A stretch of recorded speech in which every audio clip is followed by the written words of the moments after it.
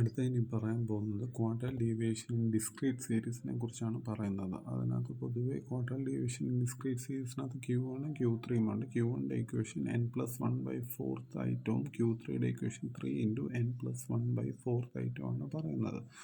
ഇവിടെ n എന്ന് പറയുമ്പോൾ ഫ്രീക്വൻസിയുടെ ടോട്ടൽ എന്ന് പറയുന്നത് QD എന്ന് പറഞ്ഞു കഴിഞ്ഞാൽ Q3 - Q1 / 2 ആണ് പറയുന്നത്. ഇവിടെ ഫൈൻ ക്വാർട്ടൈൽ ഡീവിയേഷൻ എന്ന ചോദ്യമുണ്ട്. സൈസും തന്നിട്ടുണ്ട്, ഫ്രീക്വൻസിയും തന്നിട്ടുണ്ട്. ഫസ്റ്റ് എന്ന് പറഞ്ഞാൽ സൈസ് എഴുതുക, രണ്ടാമത്തെ ഫ്രീക്വൻസി എഴുതുക, എന്നിട്ട് മൂന്നാമത്തെ ഒരു കോളം പറഞ്ഞ് ക്യൂമുലേറ്റീവ് ഫ്രീക്വൻസിയുടെ വാല്യൂവിൻ്റെ ക്യൂമുലേറ്റ് ചെയ്ത വാല്യൂ എഴുതുക. ഫസ്റ്റ് വാല്യൂ 3 തന്നെയാണ് വരുന്നത്. സെക്കൻഡ് വാല്യൂ എന്ന് പറഞ്ഞാൽ നമ്മൾ നോക്കുമ്പം 3 + 10 13 വരുന്നത്. അടുത്ത വാല്യൂ നോക്കുമ്പോൾ 10 + 13 + 15 28 ആണ് വരുന്നത്. അടുത്ത 28 + 20 48 വരും. 48 + 8 56 വരും. 56 + 7 63 വരും. 63 + 6 വരുമ്പോൾ 69 ആണ് ഫ്രീക്വൻസിയുടെ ക്യുമുലേറ്റ് ചെയ്ത ടോട്ടൽ വാല്യൂ എന്ന് പറയുന്നത്. ഇവിടെ Q എന്ന് പറയുമ്പം n+1/4 ഐറ്റമാണ്. അതായത് 69 + 1 / 4 70/4 എന്ന് പറഞ്ഞാൽ സൈസ് ഓഫ് 17.5 ഐറ്റം എന്നാണ്. 17.5 ഐറ്റം എന്ന് പറഞ്ഞാൽ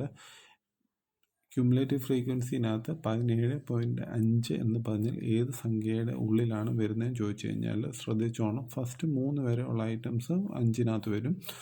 4 മുതൽ 13 വരെയുള്ള ഐറ്റംസ് 8-നകത്ത് വരും. 14 മുതൽ 28 വരെ ഐറ്റംസ് നമുക്ക് എത്ര ഐറ്റം കിട്ടിയിരിക്കുന്നത് 17.5 അല്ലേ. അപ്പോൾ 14 മുതൽ 28 വരെ ഇടയിലല്ല 17.5 വരുന്നത്. അപ്പോൾ 17.5 ഏതിൻ്റെ സൈസിലേക്കാണ് വരുന്നത്?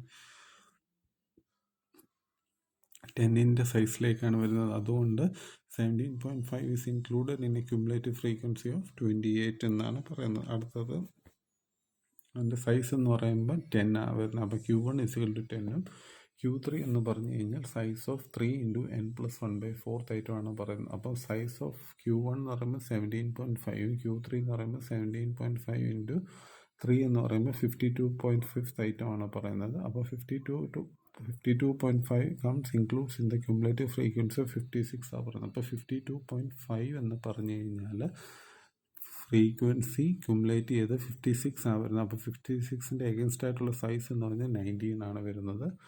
This refers to the size 19. അതുകൊണ്ട് Q3 എന്ന് പറഞ്ഞു കഴിഞ്ഞാൽ 19 എന്നാണ് പറയുന്നത്. അപ്പം ക്വാർട്ടൈൽ ഡീവിയേഷൻ എന്ന് പറഞ്ഞു കഴിഞ്ഞാൽ Q3 - Q1, അതായത് 19 - 10 എന്ന് പറഞ്ഞു കഴിഞ്ഞാൽ 9 / 2 4.5 ആണ് പറയുന്നത്.